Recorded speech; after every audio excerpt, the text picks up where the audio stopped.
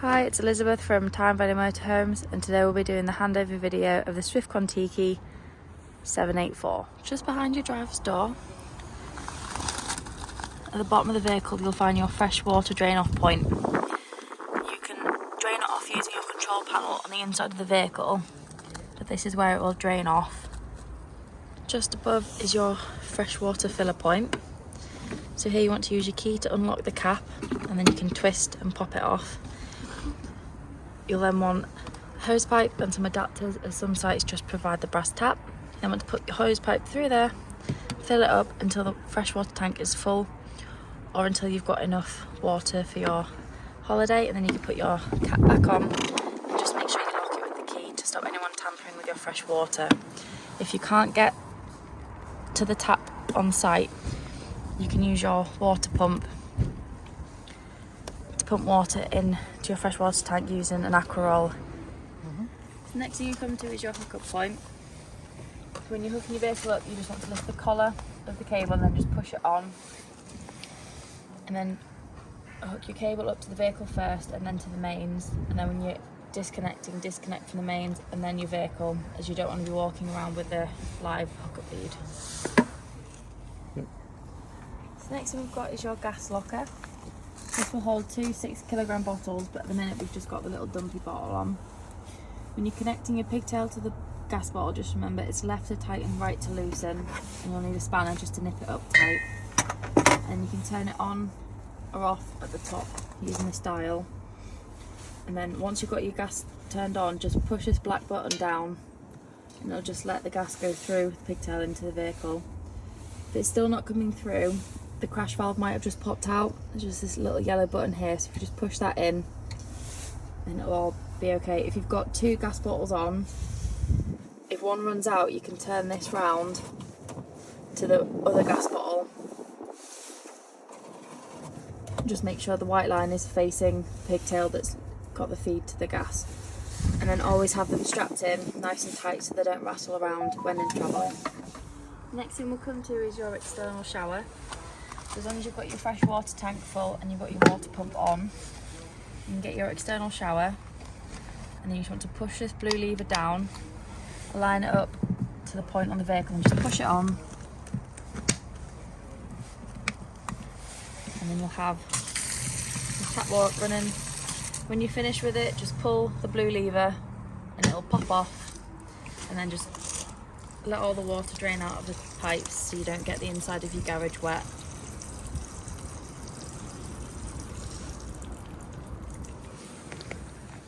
Just below your gas locker, you've got your wastewater drain off point. So again, the switch is on the inside of the vehicle, but this is where the water will drain out of. When you are leaving a site and you don't want to travel home with the extra weight, you can dump it out before you set off. Just below your garage, you've got a pull-out wet box.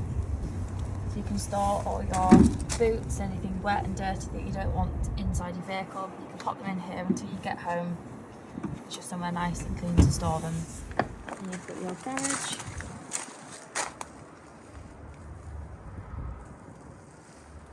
On top of the vehicle, you've got your reversing cameras. And you've got your fuel bike rack bars if you want the bike rack fitting. And then at the bottom of the vehicle, you've got your 4 reversing sensors.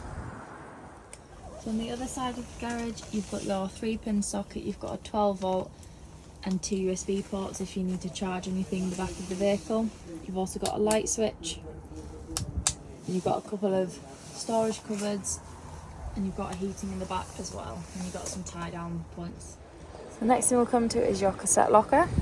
So as long as the blade on the inside of the toilet is closed, you can pull the orange handle up and slide it out. And then to empty, you just want to open the orange spout, twist the cap off, and then you can empty it. If you press this orange button in, it just allows some air in and stops it from glugging. Once you've emptied it, fill it back with some water, give it another good swill around, empty it out again, and then put some blue or green liquid in the cap before you screw it back on, and then you can push it in, ready for use again. Just below your fridge vents, we've got your 230 external socket, and then next to it is your barbecue point. So you want an adapter and a length of hose to connect to your Kadak or barbecue. Once you've got your gas bottles turned on and you've got a flow of gas through the vehicle, you can turn this on and let the gas flow so you can use it. Just beside your passenger door, we've got your diesel and AdBlue filler. So to unscrew the diesel cap, you want to use your ignition key. And then for the AdBlue, when you're filling it up, if you go to sites and petrol stations where they take Arctic lorries, you'll find AdBlue on the pump, which is slightly cheaper than buying it in drums. Just on the inside of the passenger door are the ideal tyre pressures. Under the cab floor is your vehicle battery. And just on the inside of your passenger door is your bonnet release. Under the bonnet, the main things you want to focus on is your screen washer fluid. You've got your engine coolant, your brake fluid, got your oil, and then your dipstick. Got your negative here, and then your positive is just down here under this cap. There. If you need to give or receive a jump start, and then you've got your weight plates on the front of the vehicle as well.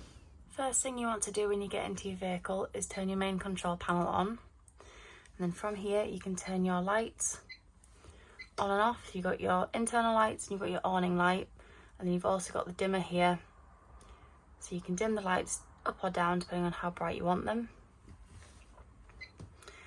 Then we've got your power. So this just shows you your leisure and vehicle battery, which one's charging, so you can change to have your vehicle battery charging or your leisure battery. We've then got your water, so this shows you your fresh water level. You can turn your water pump on to give you a pressurised flow of water through the vehicle. It shows you your wastewater levels, and then you can also turn your tank heaters on if you're using the vehicle in the colder months. This just shows you the temperature inside and outside the vehicle. On here you've also got your heating. So on here you can turn your hot water on, so you've got off, normal and boost. Boost just puts all the energy into your hot water for half an hour. Then we've got mode, so you've got off, manual or timer, so you can set a timer to turn your heating on and off. We've got your power source, so you've got electric on 1, 2 and 3 kilowatts. And we've also got your gas setting as well. And then here we've got the temperature, so this is what it's showing the temperature as at the minute, and then you've got your target. So you need to make sure you've got your target set quite high, and then when you come across to here, then click it on and then set your temperature, what you want to set it to. So from here you can also set your fridge, so you can have it on auto, gas, 12 volt or 230 volt. Here it's just showing you the temperature of the vehicle. At the minute it's warm because it's not been turned on. When you turn it on, you can then change the temperature settings, but you can also do it from the front of the fridge as well.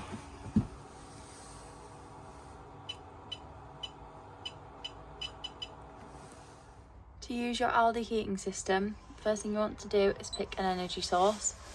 So here you can either have 0 kilowatts, 1 kilowatt of energy, 2 kilowatts or 3 kilowatts, but most sites will be 2 kilowatts. And then you've got your gas, so you can turn your gas on and off.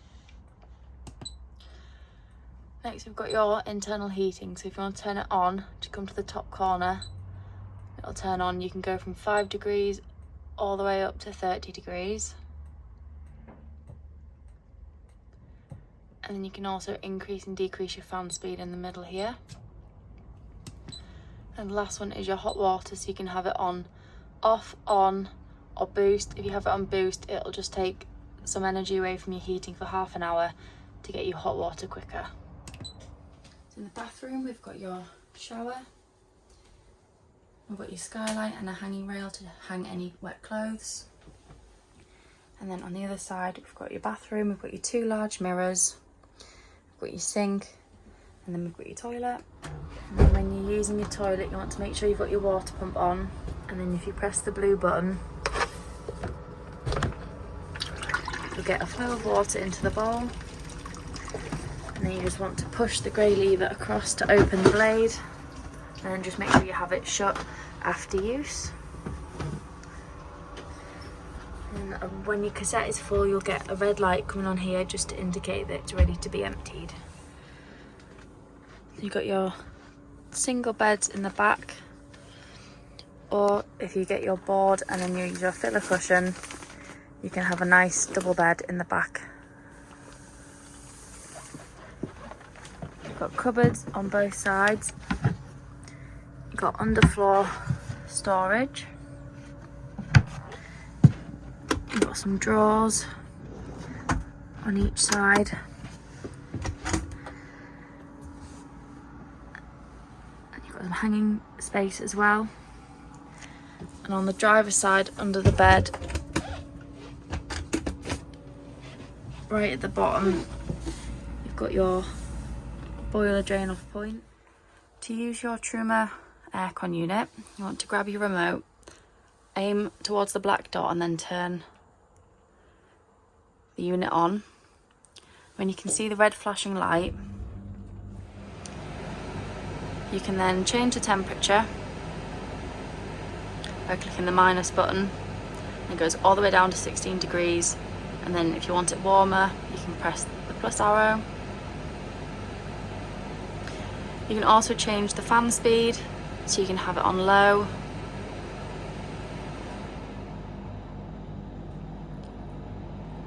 or high. And then on here you've got a few different settings, so you can set timers. There's also lights on the whole unit as well. On the unit itself, you can direct the airflow. So if you have this toggle in the middle, the air's coming out of both front and back. If you push it all the way to the front of the vehicle, it goes directly into the bedroom. And then if you push it all the way to the back, it will go into the front of the vehicle. And then you've got these little dials here, so you can change the airflow again. And then you can also increase or decrease the airflow using this one here. And then when you're finished, just make sure that you point to the black dot, click the off button. When you want to turn the aircon unit off, make sure you've got the remote pointed to the black dot and then just click off, and then it'll turn off.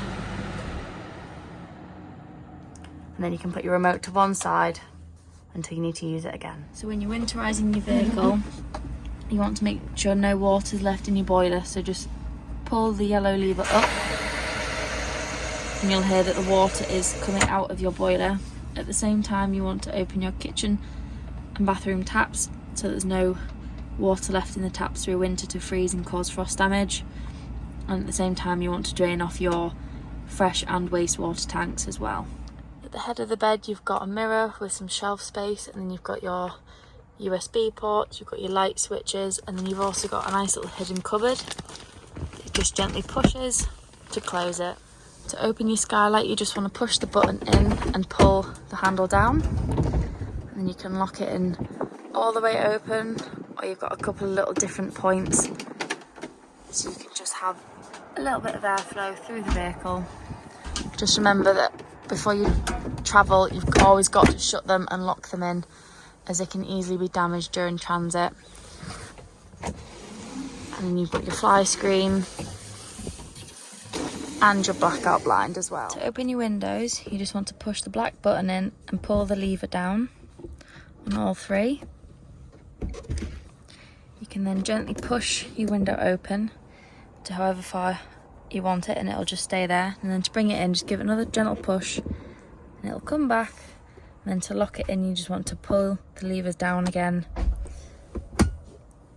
making sure that they're always locked in a closed position before travelling so they don't get damaged during transit. In the shower, you've got your board to stand on, you've got your shower, and you've got a little bit of cupboard space. You've also got a skylight that opens up to allow the steam out, and then you've got a drying rail if you need to dry your towels or wet clothes. And then to open and shut your door, you just gently bring it across with the handle, and you can push it in and gently slide it to open it again. Here we've got 3 gas burner hobs working. Just remember that once you've used them, let the metal fully cool before you put the glass lid down, as it will cause it to shatter. Here we've got the grill working on gas. Here we've got the oven working on gas. To make your front lounge and dining area into a bed, you just want to use your switch above your sink just to bring the table down. You want it all the way down so it's level with the base of your seats. So it's down and flat and acts as the base of the bed. Once your table is down and in position, you want to just gently bring your supporting bar out. You can then fold the table over. You then want to pull your base seats into the middle, and then your backrests need to flip round and slot under the backboard behind the cushions. The next thing you want to do is just gently pull the base out just above your consumer unit, then fold it over, and then you've got a leg that just gently pulls down just to give you a little bit more base to the bed. So under the bench at the front of the vehicle, you've got your power supply unit. So when you've got your fuses, if you go on holiday, it's always advisable to take some extra just in case any of them blow, so you're not left without a fridge or lights working. You can easily replace them. And then you've also got your trip switch here. So if you're ever hooked up and you're not receiving power to the vehicle, just press this button here, and if this switch flips, it means there's something within the vehicle that's not working. However, if it doesn't trip, it means you're not receiving power, and it could be an issue with the hookup cable or the mains supply.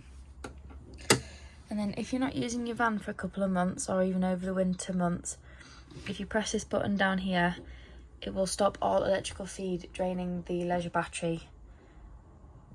So you know you've got charging leisure battery when you come to use it in summer. You then want to put your 2 base cushions into the gaps here.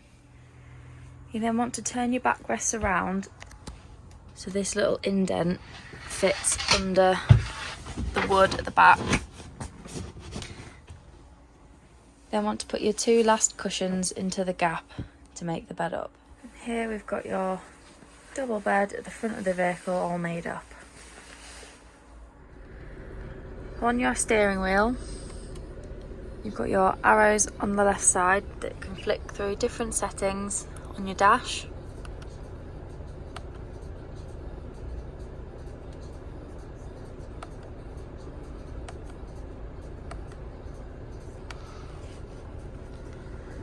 And then on your right side you've got your cruise control. You've got your windscreen wipers, and you've got your indicators on this side.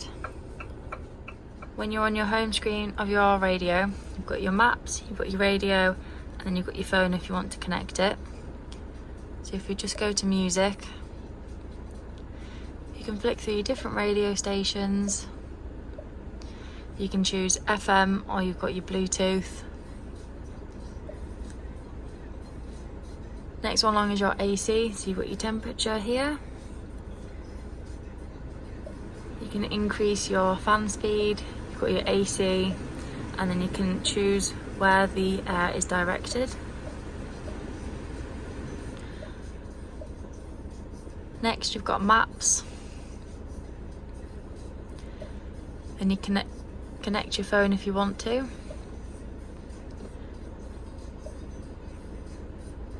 And you've got all your different settings, so you can change your language, you've got your clock, your date, quite a few different settings that you can scroll through. And then on your apps you've got quite a few different.